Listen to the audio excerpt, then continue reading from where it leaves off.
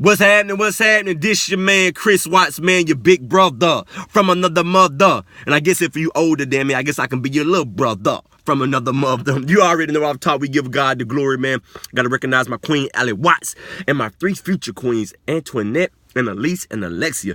So let's get to today's 9 never motivation, or inspiration, or spiritual encouragement, whatever you want to call it. Let's get to this 9 never fire for the day, man. Pay attention. I got something I want to share with you. I want to piggyback off of what I shared with you yesterday. Yesterday, I told you that your next season will be determined how you are handling your now season. Your next season will be determined by how well you are preparing and performing in your now season. I gave you the example with David, right? How David was the keeper of the sheep. He was the shepherd boy.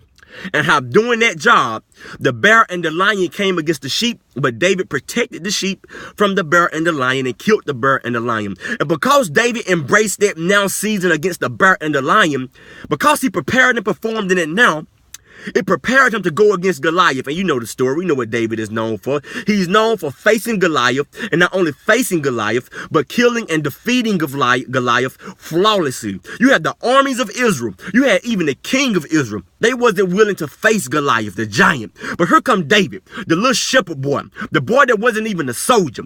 He came, was willing to face Goliath, and defeated him flawlessly. What am I trying to tell you? And because David killed and faced and killed Goliath, that started his journey of elevation. That started his journey into his next season.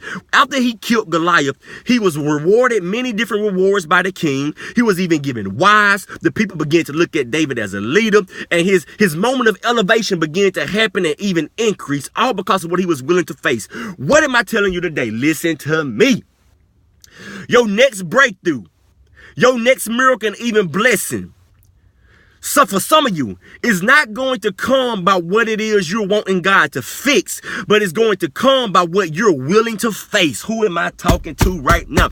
Many of you, you're waiting to God to fix everything for you. Fix my marriage, fix my finances, fix this, God, fix this up for me, God, set this up for me. But no, this next season is going to come by the thing that you are willing to face. Some of you, you're not willing to face that fear. You know what God has called you to do and told you to do, but you allowing fear to paralyze you. And I get it. Fear can be paralyzing when God is challenging you to step out in faith, because we are control creatures. We want to be able to control everything. And when you're walking out in faith, you're walking out into the unknown, and that can be fearful. But God has said, look, I am not giving you the spirit of fear. I'm giving you power, love, and a sound mind. If you don't face this fear, you're not going to go into your next. Some of you need to face that doubt and unbelief. Some of you just can't seem to get past the natural. You're walking by sight and not by faith, and you letting what you see to hinder your movement, and it's hard for you to believe that God can do what it is He's gonna do. Some of you, you need to face the uncomfortable season that you're in. I am walking down your street, looking through your window, talking to you.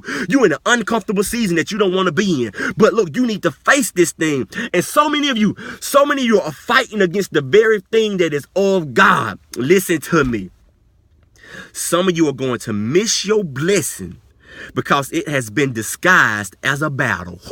Who am I talking to right now?